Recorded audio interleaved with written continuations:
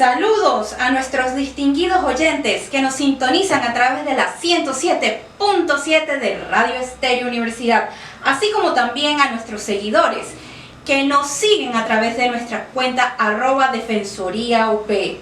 Les habla su servidora Clarisa Cristina Flores y en cabina contamos con la presencia de nuestros compañeros Temi Molina, John Suira y en esta ocasión nuestra colaboradora y colega Gillian Morales. Saludos a todos nuestros seguidores, un gusto estar aquí y bueno, nada, continuando con nuestras notirápidas, queremos felicitar a nuestros egresados de la Facultad de Ciencias Naturales, Exactas y Tecnología. En este mismo punto queremos felicitar a los jóvenes porque el día 12 de agosto es el Día Internacional de la Juventud.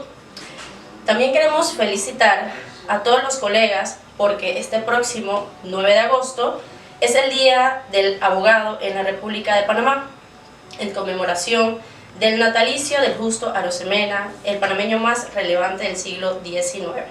Y por último punto, nuestra notirápida internacionales, este 6 y 9 de agosto se conmemora el bombardeo nuclear sufrido en las ciudades de Hiroshima y Nagasaki respectivamente.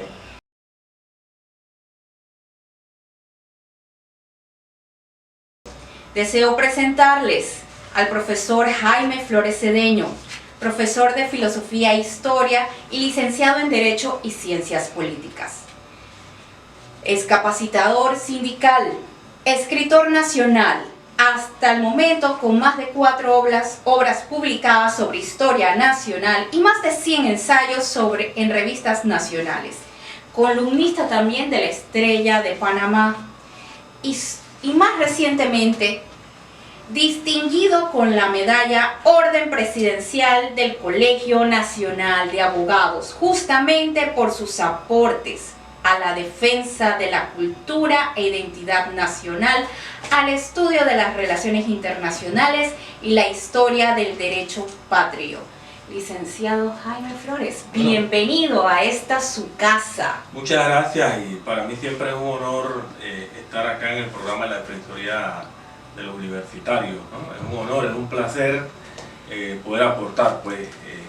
¿Me permite acercarle un poquito el micrófono para que claro, es un honor y es un placer estar acá en el programa de la Defensoría pues, y aportar algunos conocimientos sobre la temática que ustedes tienen en la tarde de hoy. Bueno, justamente en la tarde de hoy queríamos conversar sobre Ricardo Joaquín Alfaro, el cual nació un 20 de agosto de 1882. Estadista y diplomático panameño, que ejerció en funciones el cargo de presidente de Panamá después del golpe de Estado de Acción Comunal. Junto a Lady Matilde de Obarrio de Maret, funda la Cruz Roja Nacional de Panamá, hoy en día Cruz Roja Panameña. Obtuvo su doctorado en Derecho y Ciencias Políticas en la primera promoción de la Facultad Nacional de Derecho. Fue nombrado miembro correspondiente de la Academia Mexicana de la Lengua. En 1958 lo distinguieron en la Corte Internacional de Justicia de La Haya, donde también fue su vicepresidente hasta 1964. Pero más allá de esta trayectoria como diplomático, como abogado, entre otras tantas ejecutorias que tuvo el doctor Ricardo J. Alfaro, lo que nos lleva a comentar un poquito y discutir un poquito sobre su figura es su participación en la Conferencia de las Naciones Unidas sobre Organización Internacional, celebrada de abril a junio de 1945. En 1948 participó además en la redacción, adopción y traducción al español de nada menos ni nada más que la Declaración Universal de Derechos Humanos por parte de la Asamblea General de Naciones Unidas. Entonces, en el día de hoy queremos justamente discutir un poquito en la participación de un panameño en un acto tan histórico y tan relevante para los derechos humanos. En primer lugar, mi distinguido profesor, ¿cuáles son los antecedentes de la Declaración Universal de los Derechos Humanos de 1948 para ilustrar un poquito más a nuestra audiencia? Bueno, sí, es muy importante señalar que la Declaración Universal de los Derechos Humanos de las Naciones Unidas presenta distintos antecedentes que se remontan originalmente desde el periodo, digamos, del siglo XVIII. Estamos hablando de la Revolución Francesa, 1789, del 14 de julio, cuando la Asamblea Constituyente de aquel año, en el mes de agosto, proclama lo que serían los derechos del hombre y del ciudadano. Esta fue una declaración que impactó no solamente a Francia, a Europa y el mundo, porque rompía con siglos de gobiernos monárquicos y absolutistas y eclesiásticos que dominaban en Europa en aquel momento, ¿no? O sea, la Revolución Francesa de 1789 no acaba de por sí con la monarquía en Europa. O sea, este fue un paso importante y significativo, en este caso de las clases populares que se da pues en aquel momento, y en donde reivindican toda una lucha política, económica y sobre todo ideológica que se venía gestando desde el siglo XV aproximadamente, con la Ilustración, los enciclopedistas y demás, que rompían pues con un modelo de corte feudal que se gestaba en la Europa de aquel momento. Bueno, la Revolución Francesa en 1789 aportó a la humanidad conceptos básicos en derechos humanos que iban encaminados a que se respetaran los derechos políticos, los derechos del hombre, derechos civiles. Entonces, esto tuvo una evolución a lo largo del siglo XIX en Europa y sobre todo en el mundo, donde se producen distintas gestas nacionales, gestas revolucionarias, inspiradas en la Revolución Francesa de 1789, especialmente en aquel derecho que los trabajadores de Europa sostenían en contra del gran capital, del empresariado. Por ejemplo, algunas gestas como la de 1848, la Primavera de los Pueblos, que se da en Francia, y posteriormente la Comuna de París de 1871, y la que se produce en Chicago en el año 1886, el 1 de mayo, fueron antecedentes, digamos, o no antecedentes, sino fueron consecuencias o efectos de la Revolución Francesa de 1789. O sea, en este sentido, los pueblos pedían más derechos, pedían más libertades, pedían romper las cadenas a las cuales estaban atados por parte, en este caso, del gran capital, del empresariado. Donde las condiciones laborales eran totalmente, digamos, de explotación total, donde niños y mujeres eran sometidos a trabajos muy, digamos, inhumanos, ¿no? En las fábricas, en las empresas, en las industrias. O sea, había una esclavitud en el trabajo. Bien. En el caso específico que nos ocupa, la Declaración Universal de los Derechos Humanos, que aprueba pues las Naciones Unidas en el año 1948 y que tiene su arraigo desde 1945 con las conferencias que se producen en California, tienen varios antecedentes que no podemos pasar por alto si queremos compenetrarnos en la historia o en la esencia conceptual de la misma declaración. Primero, que se producen hace 20 años antes del año 1848, aproximadamente 20-25 años, se da la Primera Guerra Mundial. Correcto. Una guerra que fue, digamos, una de las más catastróficas en cuanto a vidas humanas. Estamos hablando de que fallecieron algo más de 30-40 millones de personas, donde se utilizaron incluso bombas químicas, se utilizaron armas tecnológicas para la época, ¿no? Correcto. Donde hubo genocidios masivos, incluso de pueblos enteros. Una guerra donde gran parte de la juventud europea, se diezmó. Alemania, estamos hablando de Inglaterra, de Rusia, de algunas capitales, tuvieron que estar al frente, ¿no? Y fallecieron, murieron producto de las balas, ¿no? Pero lo especial o lo específico es que en esta guerra se violaron muchos derechos humanos, ¿no? que estaban contenidos en la Declaración de 1789 en Francia. Bien, esto da lugar a que se cree lo que se llama la Liga de las Naciones, ¿no? Que ya venía en gestación.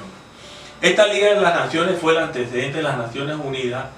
El único problema de la Liga de las Naciones es que no logró consolidarse en el marco internacional. Había muchas diferencias en este caso de los países que triunfaron en la Primera Guerra Mundial y los famosos países del eje, ¿no? Entonces, ¿qué pasa? Que los países triunfantes consideraban o llegaron a considerar a los países, en este caso derrotados, Alemania, el caso, por ejemplo, de Rusia, etcétera, lograron considerar a muchas de estas naciones como países débiles. Entonces no había una igualdad de derechos en materia internacional. Entonces, ¿qué sucede? Que la Primera Guerra Mundial ocurre del año 1914 al año 1919, ¿no? Entonces, 20 años más tarde, explota una Segunda Guerra. Una segunda. ¿No? Que fue una guerra que deja digamos, en evidencia mundial. que la Liga de Naciones fue inefectiva. La Liga de las Naciones fue inefectiva, pero tenía una característica esta Segunda Guerra Mundial, y fue el auge y el desarrollo del fascismo en el mundo. El fascismo que venía desde la Gran Marcha de Mussolini en el año 21, que fue retomada por Hitler en el año 22-23 en Alemania y después arrestado, ¿no? Pero Hitler retoma el poder en Alemania en el año 33 y crea toda una estructura de fascista y de dominación que hace pues que estalle la Segunda Guerra Mundial en el año 39, ¿no? Y el mundo se divide en dos. O sea, y que se extrapola también a Asia. Se extrapola a Asia. No podemos olvidar la tragedia de claro, Nankín, por ejemplo. Claro, exactamente, se extrapola a Asia, a África. Acá en América Latina tuvo un impacto también en materia económica en América Latina. Hubo muchos latinoamericanos incluso que fueron a luchar en Europa en aquel momento.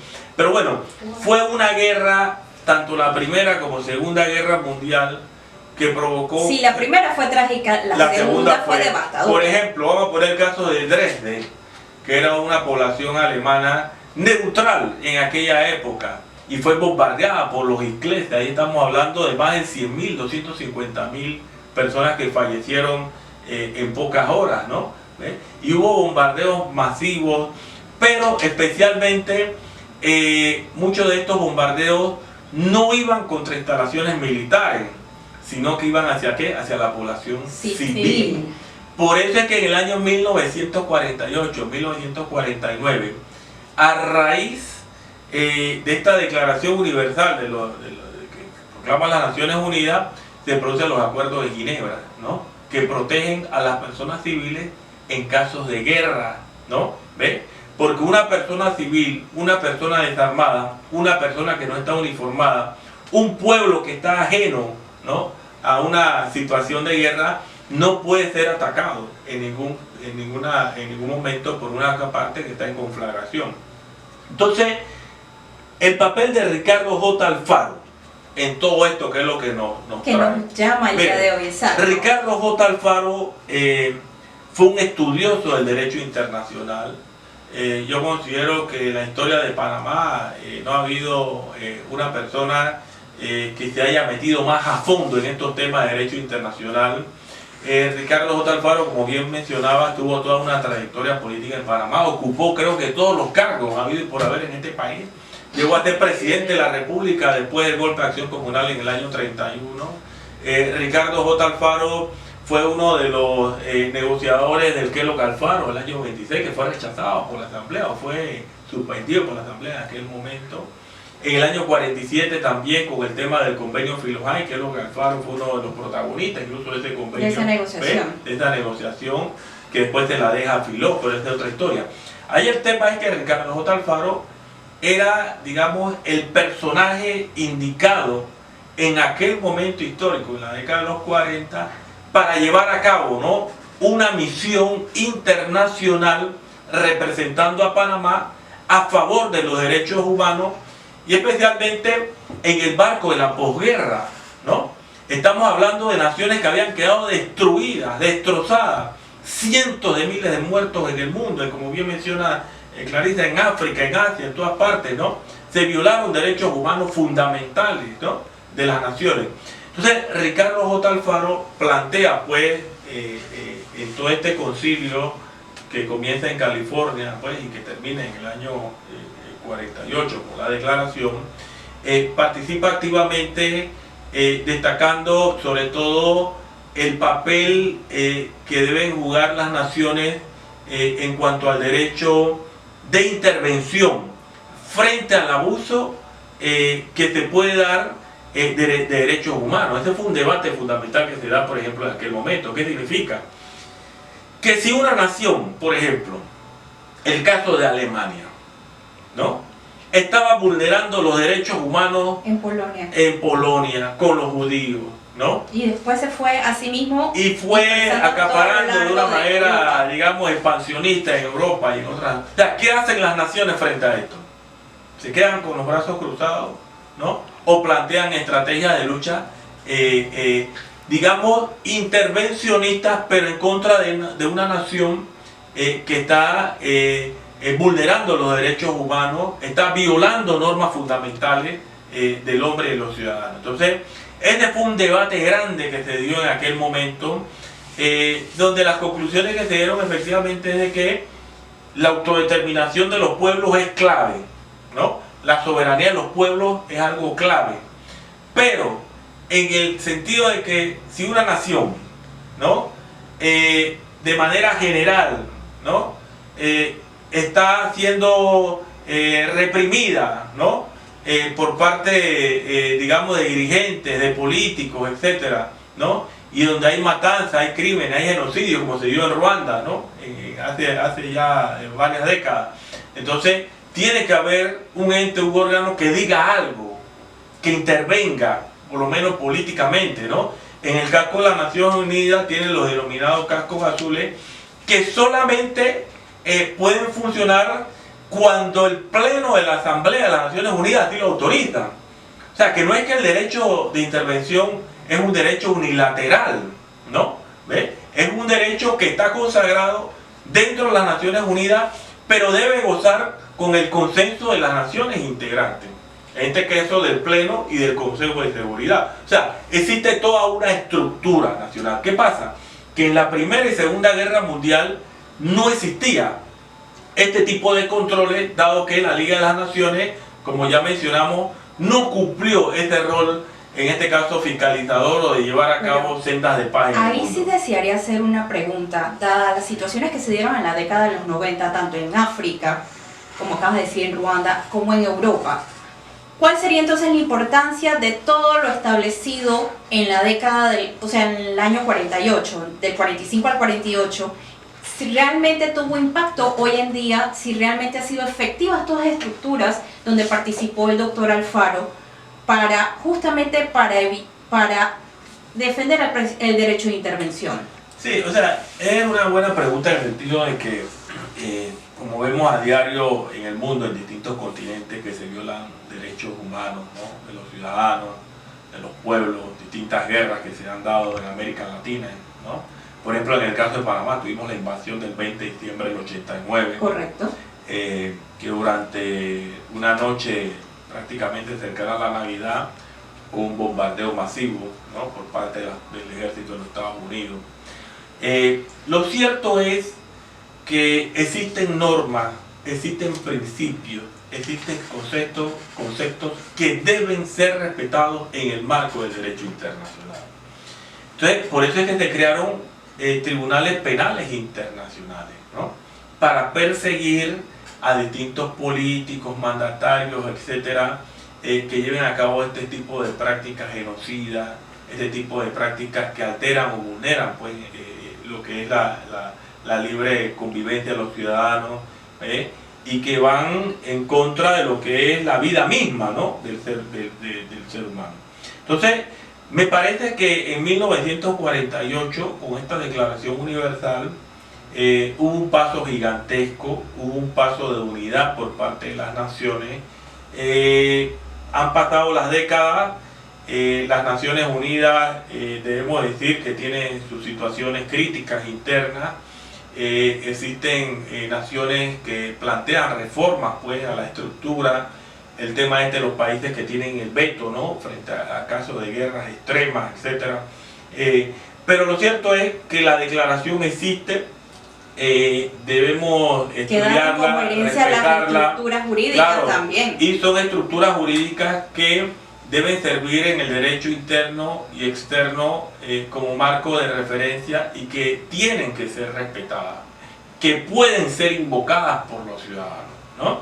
Esto es lo que se aprobó en el año 1948, ha sido el sustento a nivel mundial de líderes nacionales, de políticos, de perseguidos, de torturados, de gente que en distintas fases, ¿no?, de la historia han sido, digamos, objeto de represalias por parte de gobiernos. Entonces, la Declaración Universal de los Derechos que planteó pues las Naciones Unidas en aquel momento se mantiene vigente, fue un alcance de las naciones y pienso pues que debemos siempre fortalecerla, ¿no? Fortalecerla. ¿Cómo se fortalecen estos derechos humanos?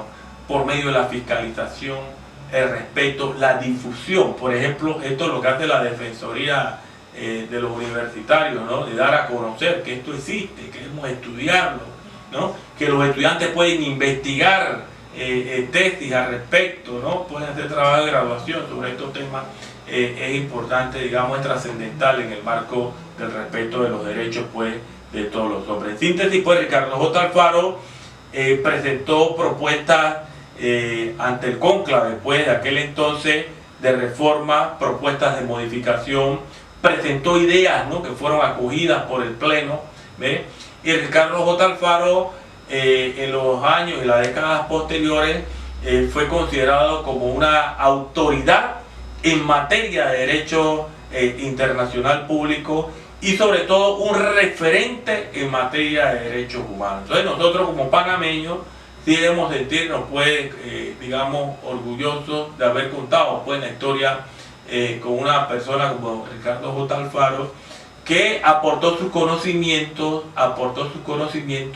por el bien, en este caso de la humanidad, por la paz en el mundo, por la autodeterminación de los pueblos y porque, por preservar pues, el derecho de la vida pues, de todos los ciudadanos. Bueno, una última pregunta antes ya de irnos, y es justamente ese tema. ¿Nuestras generaciones actuales tienen presente a Ricardo J. Alfaro y su aporte? Miren, lamentablemente debemos decir que no solamente a Ricardo J. Alfaro, sino a otros intelectuales panameños parecen quedar en el olvido. Yo creo que la educación pública superior en general, ¿no?, debería resaltar figuras pues, que desde su trinchera o de su claustro universitario, intelectual, dentro de su quehacer político diario, contribuyeron pues a la historia de este país. El caso de Ricardo J. Alfaro, José Dolores Moscote, el caso de Octavio Méndez Pereira, ¿no?, y muchos otros intelectuales, Ricaurte Soler, que no pueden quedar en el olvido porque ellos forman parte de nuestra historia, forman parte del ser nacional, ellos contribuyeron a fortalecer la nacionalidad panameña, fueron gente en su momento que crearon opinión pública, o sea, como en una conferencia que fue hace poco, o sea, fue gente que se atrevió a dar su opinión, a dar su cara, fue gente que no le temió, no tuvo temor a la política, ¿ves?, ni a expresar sus ideas, pero que en los momentos en que la patria los llamó para cumplir una misión específica, ahí estuvieron, ¿ves?, y bueno, dejaron todo un legado. Yo pienso pues que la juventud panameña debería pues estudiar, conocer a estos panameños pues que brindaron todos sus aportes por el engrandecimiento del país. Bueno, como todos sabemos, el tiempo es nuestro enemigo y se ha culminado nuestra jornada del día de hoy. Agradecemos a nuestro invitado en primer lugar, al profesor Jaime Flores, por aceptar nuestra invitación, así como a nuestros compañeros, tanto de cabina como de sala, la licenciada Morales, a John Suira, que no se ve, pero es la mano, y a Temi, que son las manos que hacen que cada lunes estemos con ustedes en este espacio de la Defensoría Radio. Que tengan buen día. Muchas gracias.